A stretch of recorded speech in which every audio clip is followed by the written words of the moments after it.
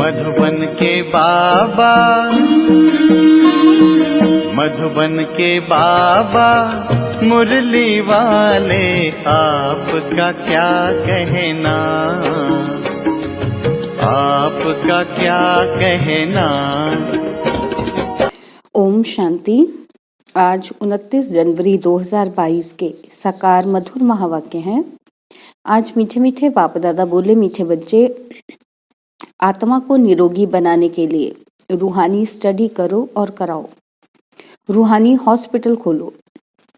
बाबा कहते, मीठे बच्चे, आत्मा को निरोगी बनाने के लिए रूहानी स्टडी करो और कराओ, रूहानी हॉस्पिटल खोलो।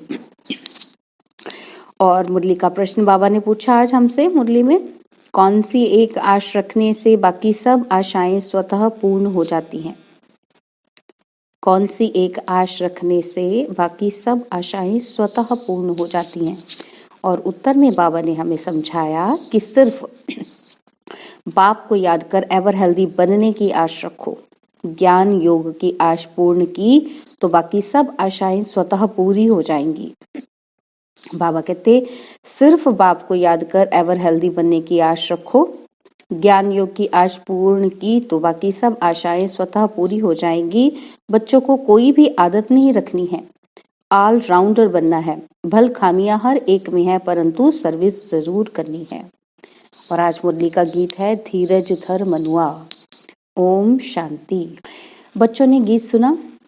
इस समय सभी आत्माओं को धीरज दिया जाता है। आत्मा में ही मन बुद्धि है, आत्मा ही दुखी होती है, तब बाप को बुलाती है कि हे पतित पावन परमपिता परमात्मा आओ। कभी ब्रह्मा विष्णु शंकर को पतित पावन नहीं कहा जाता। जब उन्हों को नहीं कहा जाता तो लक्ष्मी नारायण राम सीता आदि को भी नहीं कहा जा सकता है। पतित पावन तो एक ही है। विष्णु का चित्र तो है ही पावन, वह है विष्णुपुरी के मालिक। विष्णुपुरी स्थापन करने वाला है शिव बाबा, वही इस समय विष्णुपुरी स्थापन कर रहे हैं। वहां देवी देवता ही रहते हैं। विष्णु डिनास्टी कहें अथवा लक्ष्मी नारायण डिनास्टी कहें, बात एक ही है।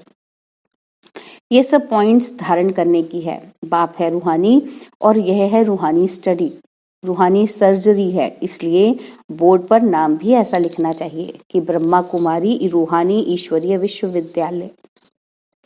रूहानी अक्षर जरूर डालना है। रूहानी हॉस्पिटल भी कह सकते हैं, क्योंकि बाप को अविनाशी सर्जन भी कहते हैं। पतित पावन ज्ञान का सागर भी कहते हैं। वह धीरज दे रहे हैं कि बच्चे, मैं आया हूँ, मैं रूहों को पढ़ाने वाला हूँ। मुझे सुप्रीम रूह कहते हैं। आत्मा को ही रोग लगा हुआ है, खाद पड़ी हुई है। सत्युग में पवित्र आत्माएं हैं और यहाँ अपवित्र आत्माएं हैं। बाबा कहते, और वहां है पुण्य आत्माएं, यहाँ है पाप आत्माएं। आत्मा पर ही सारा मदार है। आत्मा को शिक्षा देने वाला है परमात्मा। उनको ही याद करते हैं, सब कुछ उनसे ही मांगा जाता है। कोई दुखी कंगाल होगा तो कहेगा मेहर करो, और कुछ पैसे साहूकार से दिलाओ। पैसा मिल गया तो कहेंगे ईश्वर ने दिया व दिलवाया। कोई कारपेंटर है तो उनको सेठ से मिलेगा। बच्चों को बाप से मिलता है, परंतु नाम ईश्वर का वाला होता है। अब ईश्वर को तो तुम मनुष्य जानते ही नहीं हैं, इसलिए ये सब युक्तियां रची जाती हैं। पूछा जाता है परमपिता परमात्मा से, आपका क्या संबंध है? प्रजापिता ब्रह्मा और जगदम्बा से तुम्हारा क्या संबंध है? राज राजेश्वरी लक्ष्मी नारायण से तुम्हारा क्या संबंध है? बाबा जी कहते, ये पूछो। वह तो स्वर्ग के मालिक हैं, जरूर स्वर्ग की स्थापना करने वाले ने उनको वर्षा दिया होगा। यह तो विष्णुपुरी के मालिक है ना। मुख्य चित्र है शिव बाबा और ब्रह्मा विष्णु शंकर का। विष्णु का भी सजा सजाया रूप दिखाते हैं। विष्णु द्वारा पालना करते हैं और शंकर द्वारा विनाश। उनका इतना कर्तव्य नहीं है। स्तुति लायक शिव बाबा है और विष्णु भी बनते हैं। शंकर का पार्ट अलग है, नाम रख दिया है त्रिमूर्ति। राम सीता लक्ष्मी नारायण यही मुख्य चित्र है।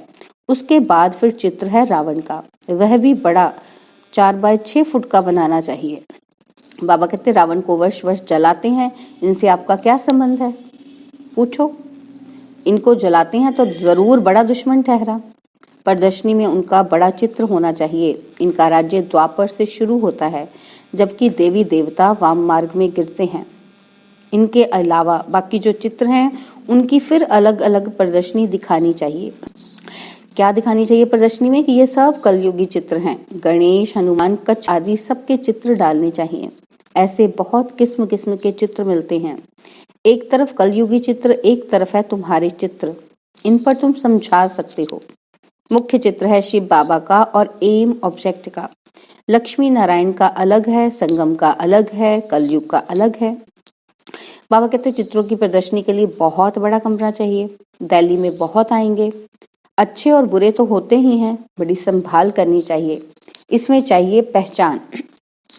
बाबा कहते कि चीफ जस्टिस से ओपनिंग कराते हैं। वह भी नामी ग्रामी नंबर 1 है। President of chief justice equal है। एक दो को कसम उठवाते हैं, जरूर कुछ समझते हैं तब तो उद्घाटन करेंगे ना।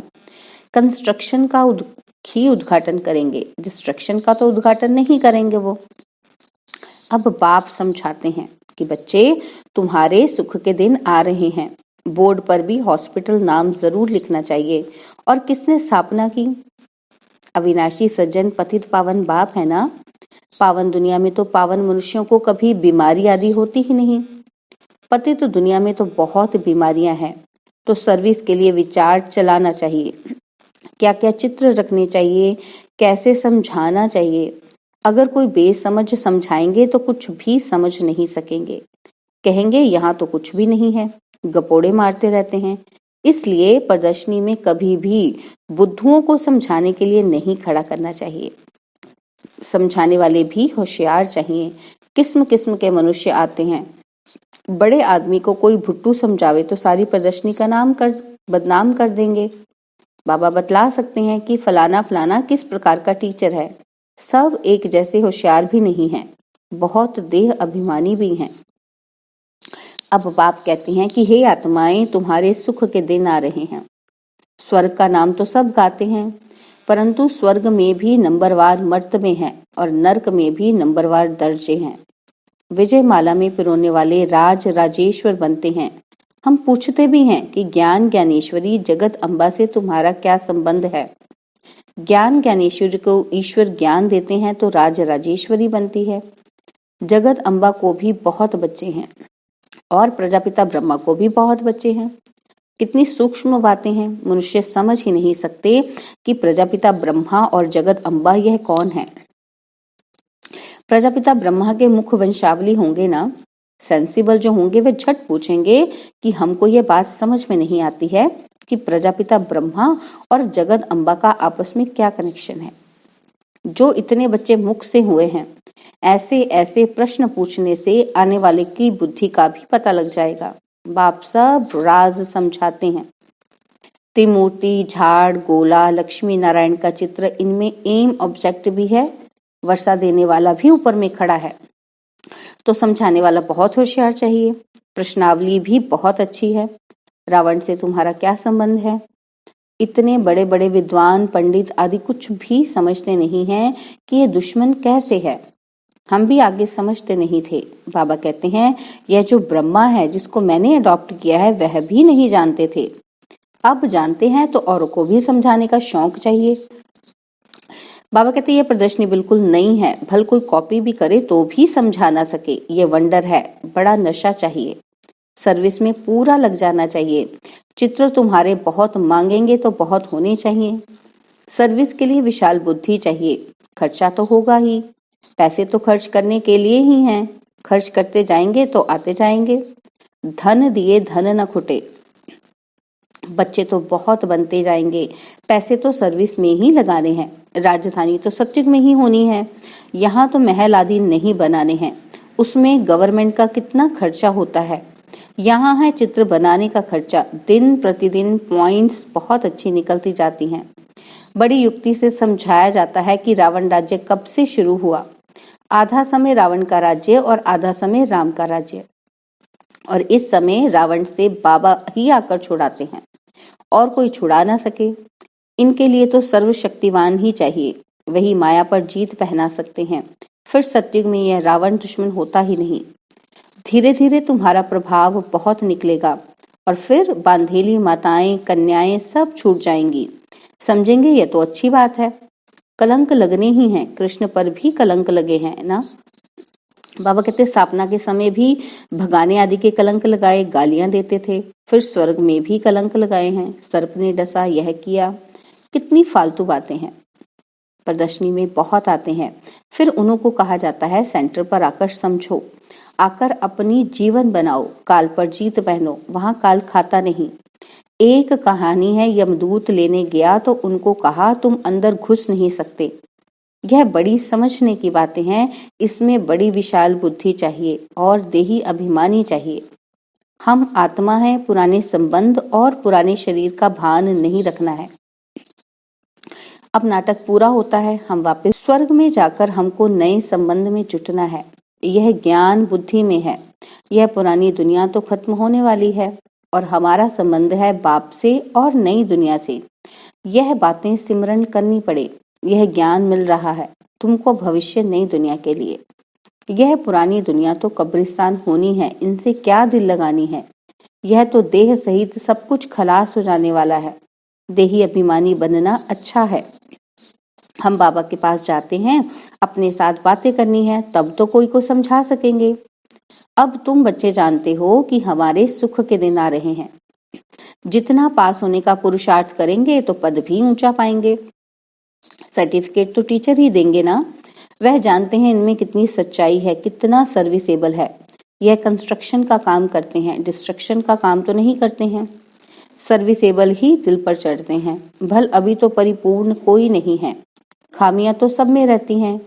परिपूर्ण तो आगे चलकर बनना है, शौक रखना है। मनुष्य के जीवन को कैसे बनाएं? कांटों को फूल बनाना है। बाप भी कांटे जैसे मनुष्य को फूल बनाते हैं, देवता बनाते हैं। ज्ञान और योग भी चाहिए। बच्चे वृद्धि को पाते रहेंगे, फिर कोई विरोध नहीं करेंगे, सीधे हो जाएंगे। यहाँ कोई डीटी तो है नहीं, हर बात में ध्यान देना पड़ता है। ऑलराउंड बुद्धि चाहिए। सर्विस ठीक रीति से कोई करते हैं व नहीं करते, कोई आराम पसंद तो नहीं है ना। बाबा कहते सारा दिन यह चाहिए वह चाहिए तो नहीं। इसको कहा जाता है लोभ। कपड़ा अच्छा चाहिए, भोजन अच्छा चाहिए, आशाएं बहुत रहती हैं। वास्तव में यज्ञ से जो मिले सो अच्छा। सन्यासी कभी दूसरी चीज लेते नहीं, समझते हैं आदत अच्छी नहीं है। शिव बाबा की यज्ञ से सब कुछ ठीक मिलता है, फिर भी कुछ आश रहती है। पहले ज्ञान योग की आश तो पूर्ण करें। वह आशाएं तो जन्म जन्मांतर रखते आए। अब तो बाबा को याद करने से हम एवर हेल्दी बनेंगे, यह आश रखनी है। तो यह जरूर लिखना है कि यह रूहानी हॉस्पिटल है, जिससे मनुष्य समझें कि यह हॉस्पिटल व कॉलेज भी है। बाबा ने मकान भी हॉस्पिटल और कॉलेज के ढंग से बनवाया है। कॉलेजों में कोई श्रृंगार नहीं होता है, सिंपल होता है। अच्छा, मीठे मीठे सिकिलते बच्चों प्रति माता पिता बाप दादा का याद प्यार और गुड मॉर्निंग। रूहानी बाप की रूहानी बच्चों को नमस्ते। हम रूहानी बच्चों की रूहानी बाप दादाजी को दिल व जान सिकवा प्रेम से नमस्ते। ओम शांति। प्यारे बाबा, मीठे बाबा, मेरे बाबा, शुक्रिया बाबा, शुक्रिया बाबा, शुक्रिया बाबा। धारणा के लिए मुख्य सार है। पहला पॉइंट है, आराम पसंद नहीं बनना है। सर्विस का बहुत बहुत शौक रखना है। सर्विस में ही पैसे खर्च करने हैं। मनुष्य के जीवन कांटे से फूल बनानी है। और सेकंड पॉइंट है, सदैव कंस्ट्रक्शन का काम ही करना है, डिस्ट्रक्शन का नहीं। अपने आप से बातें करनी है कि हम कहाँ जा रहे हैं, क्या बन रहे हैं। बाबा ने वरदान दिया, शक्तिशाली याद द्वारा परिवर्तन, खुशी और हल्केपन की अनुभूति करने वाले स्मृति सो समर्थ स्वरूप भव। शक्तिशाली याद द्वारा परिवर्तन, खुशी और हल्केपन की अनुभूति करने वाले स्मृति सो समर्थ स्वरूप भव। शक्तिशाली याद एक समय पर डबल अनुभव कराती है। एक तरफ याद अग्नि बन भस्म करने का काम करती है, परिवर्तन करने का काम करती है, और दूसरी तरफ खुशी व हल्केपन का अनुभव कराती है। ऐसे विधि पूर्वक शक्तिशाली याद को ही यथार्थ याद कहा जाता है। ऐसी यथार्थ याद में रहने वाले स्मृति स्वरूप बच्चे ही समर्थ हैं। यह समर्थी सो समर्थी ही नंबर 1 प्राइज का अधिकारी बना देती है। और आज मुरली का स्लोगन है, अनुभवी वह है जिसकी दिल मजबूत और बुजुर्ग है। अनुभवी वह है जिसकी दिल मजबूत और बुजुर्ग है। लवलीन स्थिति का अनुभव करने के लिए बाबा कहते, परमात्मा प्यार इस श्रेष्ठ ब्राह्मण जन्म का आधार है। कहते भी हैं, प्यार है तो जहान है, जान है। प्यार नहीं तो बेजान बेजहान है। प्यार मिला अर्थात जहान मिला। दुनिया एक बूंद की प्यासी है और आप बच्चों का यह प्रभु प्यार प्रॉपर्टी है। इसी प्रभु प्यार से पलते हो अर्थात ब्राह्मण जीवन में आगे बढ़ते हो तो सदा प्यार के सागर में लवलीन रहो। ओम शांति। और अब यह एक बहुत अच्छी वीडियो भी जरूर देखें।